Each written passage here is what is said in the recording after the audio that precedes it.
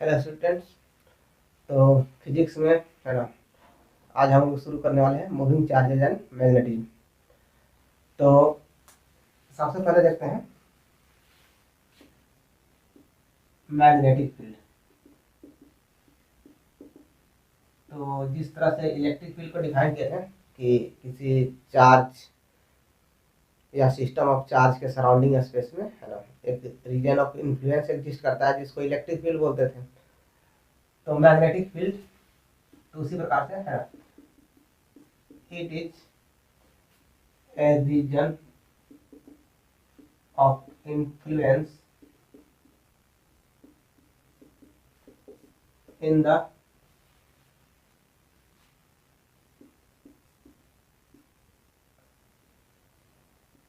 surrounding of any magnet or current carrying conductor,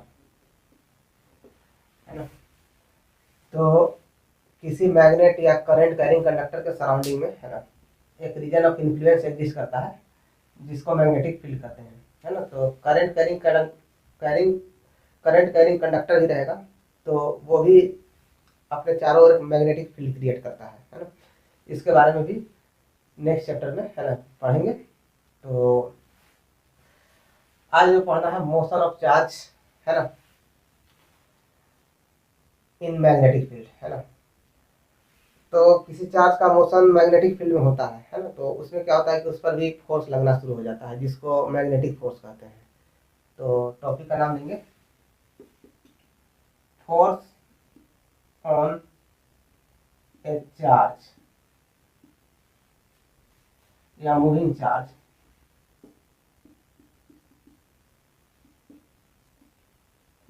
in magnetic field. कहने का मतलब है कि मैग्नेटिक फील्ड में कोई चार्ज मूव करता है तो उस पर फोर्स लगता है ना। तो मान लीजिए कि ये जो है मैग्नेटिक फील्ड है, बी इस डायरेक्शन में है मैग्नेटिक फील्ड, ठीक है। और कोई चार्ज है, उस चार्ज का velocity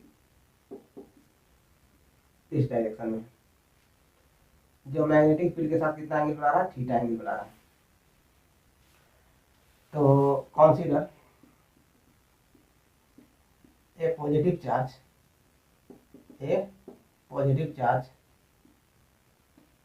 Q is moving with velocity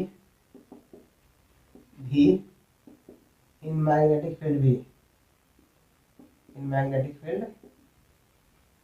B,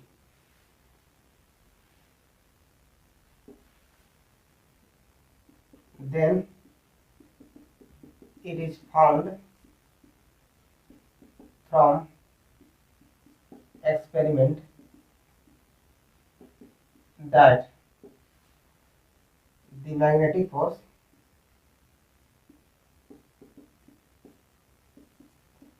acting on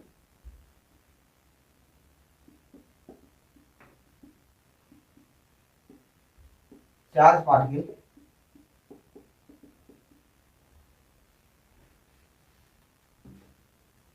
is F equal to Q into V across B।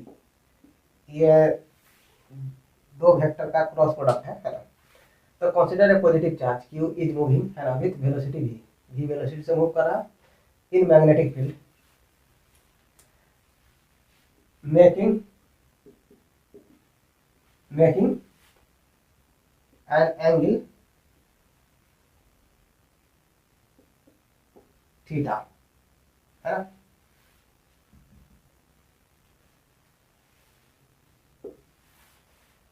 तो एक पॉजिटिव चार्ज क्यू है ना, वो मूव कर रहा है v वेलोसिटी से इन मैग्नेटिक फील्ड भी कितना एंगल बनाते हुए, थीटा एंगल बनाते हुए, है ना।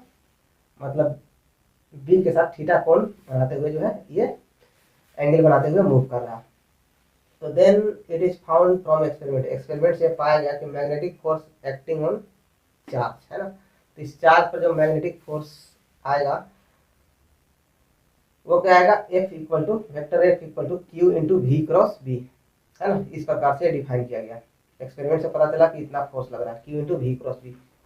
वी हो गया वेलोसिटी वेक्टर और बी हो गया मैग्नेटिक फील्ड का डायरेक्शन, और थीटा हो गया angle between vector V and vector B.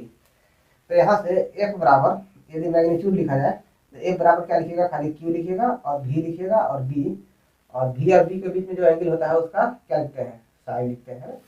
A cross B पढ़े होंगे तो ए बी साइन थीटा। अच्छा, इसका डायरेक्शन भी होता है, तो direction of the direction of this magnetic force is defined by right hand rule, right hand rule या राइट हैंड स्क्रू रूल बोलिए, राइट हैंड स्क्रू रूल। तो राइट हैंड रूल का मतलब हो गया कि ये भी है और बी है ना। भी से बी की ओर राइट हैंड को के फिंगर्स को यदि फोल्ड करेंगे तो थंब का डायरेक्शन है ना, फोर्स का डायरेक्शन बताएगा। तो मान लीजिए कि, ठीक है, मान लीजिए कि ये जो है भी का डायरेक्शन है और ये बी का डायरेक्शन है, इस डायरेक्शन में है ना।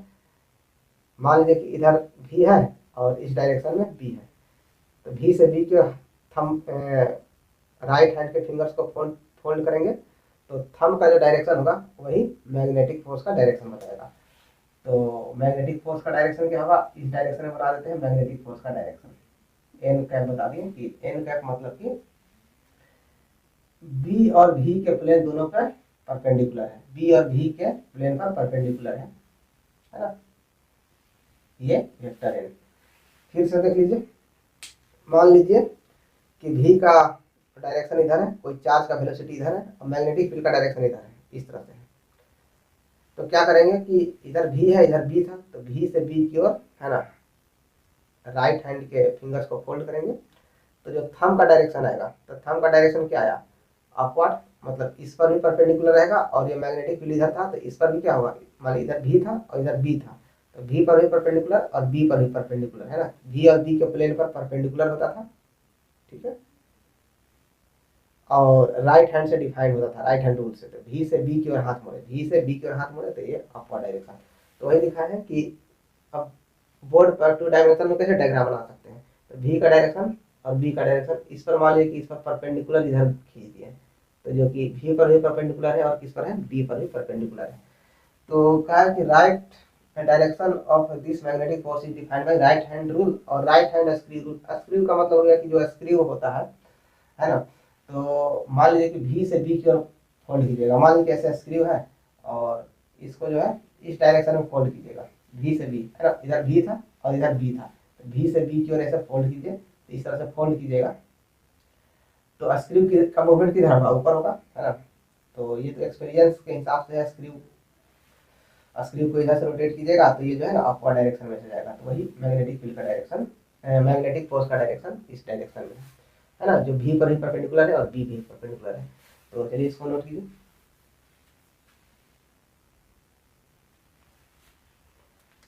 आइए कुछ स्पेशल केसेस देखते हैं।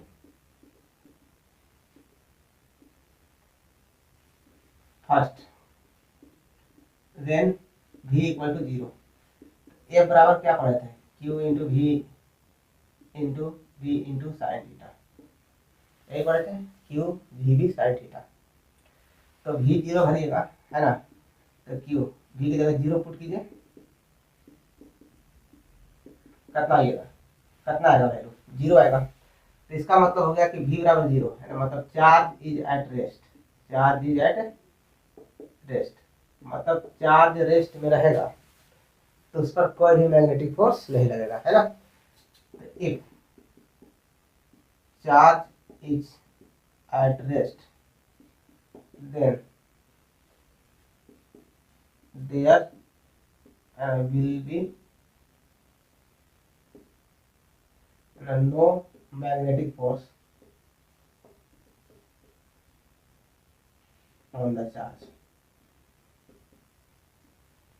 है ना, चार्ज पर कोई भी magnetic force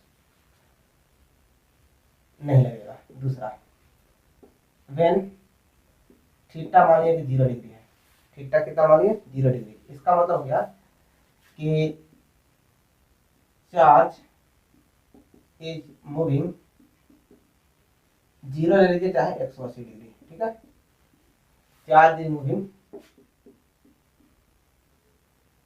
parallel to magnetic field. देखिए मैग्नेटिक फील्ड इधर है और चार्ज भी इसी के अलॉन्ग जो है मूव कर रहा है, ये है। इस केस में दोनों के बीच का एंगल या तो थीटा बराबर 0 हो सकता है, यदि चार्ज यही अपोजिट डायरेक्शन में ऐसे घूम रहा होगा तो थीटा बराबर यहाँ क्या हो जाएगा 180 डिग्री, दोनों केस में।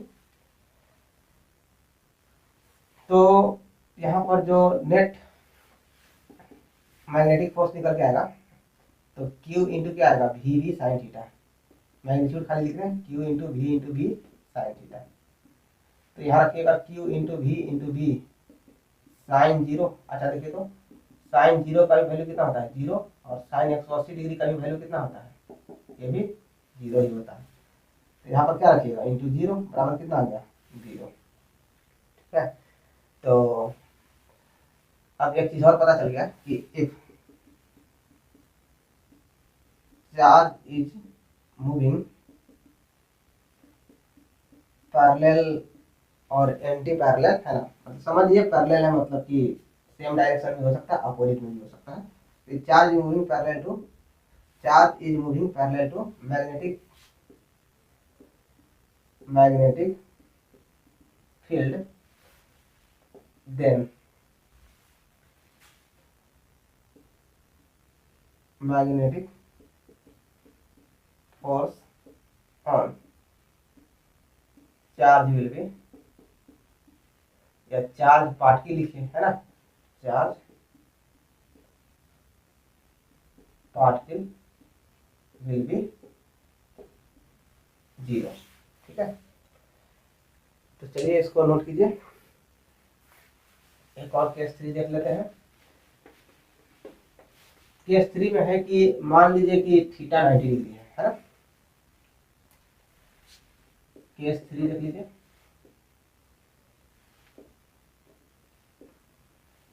व्हेन थीटा इक्वल टू कितना ले लिए 90 डिग्री, तो थीटा इक्वल टू 90 डिग्री हो जाएगा तो ए बराबर कितना हो जाएगा बोलिए Q into V I into B I into theta की जगह करना है 90, साइन 90 का वैल्यू 1 होता है तो क्यू गुने बी। अच्छा साइन थीटा का मैक्सिमम वैल्यू कितना होता है 1 ही तो होता है। साइन थीटा का जो मैक्सिमम वैल्यू होगा, मैक्सिमम वैल्यू कितना निकल के आएगा 1 ही निकल के आएगा, है ना। और कितना पर आएगा 90 डिग्री पर आएगा, ठीक है। तो क्यू भी ये मैक्सिमम फोर्स हो गया, मैक्सिमम फोर्स हो गया, ठीक है। तो 90 यदि मैग्नेटिक फील्ड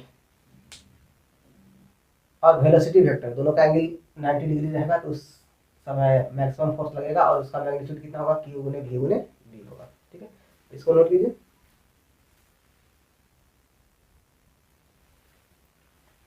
अब आइए देखते हैं ऐसा यूनिट ऑफ मैग्नेटिक फील्ड, है ना, ऐसा यूनिट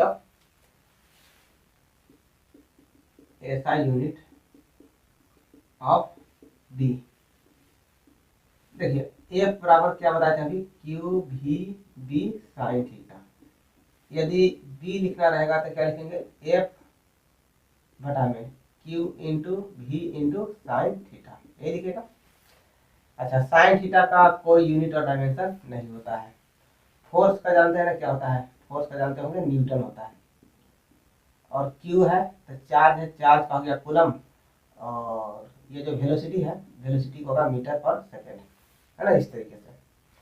तो ये क्या लिखेंगे सेकेंड ऊपर चल जाएगा तो न्यूटन सेकेंड पर कूलम पर मीटर, ठीक है। अच्छा इसको बोलते हैं टेस्ला, ठीक है, इसी को क्या बोलते हैं टेस्ला।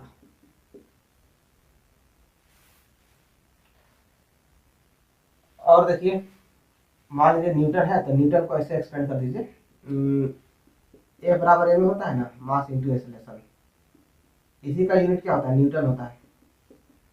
तो इधर क्या हो जाएगा, मास का हो गया के जी, एक्सेलरेशन का क्या होता है, मीटर पर सेकेंड स्क्वायर। देखिएगा, तो ये न्यूटन की जगह लिखा गया, ठीक है, न्यूटन की जगह इतना लिख दिए। चलिए, ये तो हो गया न्यूटन की जगह। अच्छा, उसके बाद क्या है, कूलॉम। तो पढ़े होंगे Q बराबर कितना, आई टी, या I बराबर Q बाई टी, ऐसे पढ़े होंगे ना, Q by T, charge by time. तो Q का होता है कूलॉम, I का होता है एम्पियर, टाइम का होता है सेकेंड। तो कूलॉम की जगह क्या लिख सकते हैं, एम्पियर सेकेंड, है ना, तो ऐसे लिखते जाते हैं, एम्पियर सेकेंड इंटू मीटर पर सेकेंड। देखिए तो सेकेंड से सेकेंड नीचे नीचे कैंसिल हो गया, तो क्या हो गया, देखिए तो केजी हुआ, और देखिए ये है मीटर, और नीचे हो गया एम्पियर, और ये सेकेंड स्क्वायर है, ये नीचे आ जाएगा, और मीटर भी क्या है, नीचे है। तो यहाँ से देखिए क्या क्या हुआ, केजी हो गया, ये मीटर हो गया, एम्पियर नीचे है, सेकेंड स्क्वायर नीचे आ गया, ये मीटर है, मीटर से मीटर कैंसिल। तो देखिए तो एक चीज निकल गया, केजी पर एम्पियर पर सेकेंड स्क्वायर। तो ये क्यों निकाले, तो इसका डायमेंशन एक लिखना पड़ता है ना, डायमेंशन। तो देखिए डायमेंशन लिखने के लिए क्या करते हैं, तो सबसे पहले फंडामेंटल जो फिजिकल क्वांटिटी का यूनिट है उसमें कन्वर्ट कर देंगे। कन्वर्ट करने की जगह केजी है, तो केजी है तो ये मास डिनोट कर रहा है, तो इसके लिए एम लिखेंगे। एम्पियर है तो एम्पियर के लिए ए ही लिखेंगे, और सेकेंड है तो टाइम के लिए है, तो इसको लिखेंगे टी, और माइनस क्या लिखेंगे, टू। तो ये होता है डायमेंशन, है ना, इसको बॉक्स के अंदर लिखते हैं, केजी के लिए कैपिटल एम, है ना। यदि मीटर रहता तो मीटर के लिए एल लिखते हैं, है ना। अब चाहे तो एल नहीं है, फिर भी ऐसे लिख सकते हैं, एल जीरो पढ़ेंगे, M L zero A minus one T minus two, ऐसे पढ़ेंगे, ठीक है। तो ये हो गया, है ना, टाइम हो गया, तो टाइम है सेकंड में, तो सेकंड की जगह यहाँ पर क्या लिख दिए, टी लिख दिए। डायमेंशन लिखने के लिए ऐसा कर रहे हैं, इसको डायमेंशन बोलते हैं, है ना। कि पूछेगा कि what is the dimension of magnetic field, तो इस तरह से एल जीरो हो भी सकता है ना, रखिए चाहे मतलब कि उससे कोई फर्क नहीं पड़ता है। और इसका बी का जो यूनिट है टेस्ला यूज करेंगे, और एक मिलेगा वन गॉस, है ना, वन गॉस, या इसको ऐसे भी लिखा रहेगा, वन गॉस। मैग्नेटिक फील्ड का यूनिट है 10⁻⁻⁴ टेस्ला के बराबर होता है। तो इसमें कुछ नहीं, क्वेश्चन में मिलेगा वन गॉस, तो 10⁻⁻⁴ टेस्ला यूज कर लेना है बस। चलिए इसको लिखिए। अब देखिए, when both magnetic field and electric field is present। मान लीजिए कि कहीं पर इलेक्ट्रिक फील्ड और मैग्नेटिक फील्ड दोनों है, तो कोई चार्ज पार्टिकल मूव कर रहा है तो उस पर कितना फोर्स लगेगा। तो एक तो इलेक्ट्रिक फील्ड की वजह से भी लगेगा, है ना, इलेक्ट्रिक फोर्स, क्यू ने ई पढ़े थे। और दूसरा लगेगा क्योंकि चार्ज मोशन में रहेगा, और ध्यान रखना है कि वो बी के पैरेलल नहीं है। मैग्नेटिक फील्ड के पैरेलल हो जाता है चार्ज का मोशन, मतलब चार्ज का जो वेलोसिटी है उसका डायरेक्शन मैग्नेटिक फील्ड के डायरेक्शन में हो जाता है, तो उस समय भी उस पर कोई फोर्स नहीं लगता है ना। और पैरेलल या एंटी पैरेलल के अलावा किसी भी एंगल पर रहेगा तो उस पर मैग्नेटिक फोर्स भी लगना शुरू हो जाएगा। तो कहने का मतलब है कि कोई चार्ज कंबाइंड इलेक्ट्रिक फील्ड और मैग्नेटिक फील्ड में मोशन में है, तो उसमें दोनों तरह का फोर्स लग सकते हैं, है ना। एक इलेक्ट्रिक फील्ड तो लगेगा ही लगेगा, इलेक्ट्रिक फील्ड के कारण फोर्स, है ना, इलेक्ट्रिक फील्ड के कारण फोर्स क्यू नहीं, और दूसरा मैग्नेटिक फील्ड के कारण भी लग सकता है। तो when both magnetic field and electric field is present, है ना, then total charge, total force, है ना, total force on charge या charge particle F equal to, तो टोटल फोर्स किसकी वजह से लगेगा, एक तो इलेक्ट्रिक फील्ड की वजह से लगेगा फोर्स, है ना, और दूसरा किसकी वजह से लगेगा, मैग्नेटिक फील्ड की वजह से फोर्स लगेगा। तो इलेक्ट्रिक फील्ड की वजह से जो फोर्स लगेगा है ना, उसको एफई से डिनोट किया, मैग्नेटिक फील्ड के कारण जो फोर्स लगेगा उसको एफएम से डिनोट किया। और एफई बराबर जानते हैं कि क्यू गुने क्या होता है, ई, जहां ई बराबर क्या दिया हुआ है, ई बराबर इलेक्ट्रिक फील्ड या इंटेंसिटी ऑफ इलेक्ट्रिक फील्ड, और प्लस जो मैग्नेटिक फील्ड लगता है पढ़े होंगे क्यू इंटू क्या लिखे थे, वी क्रॉस वी, यही था ना, Q into V cross V. V velocity था और वी क्या था, मैग्नेटिक फील्ड था। क्यू कॉमन ले लेंगे तो कितना हो जाएगा, ई प्लस, और यहाँ क्या बच गया, वी क्रॉस वी, यही बच गया। तो एफ बराबर जो है कितना आ गया, Q into vector E plus vector V cross vector V. इस फोर्स को बोलते हैं लॉरेंट फोर्स, ठीक है। तो इसको नोट कर लीजिए।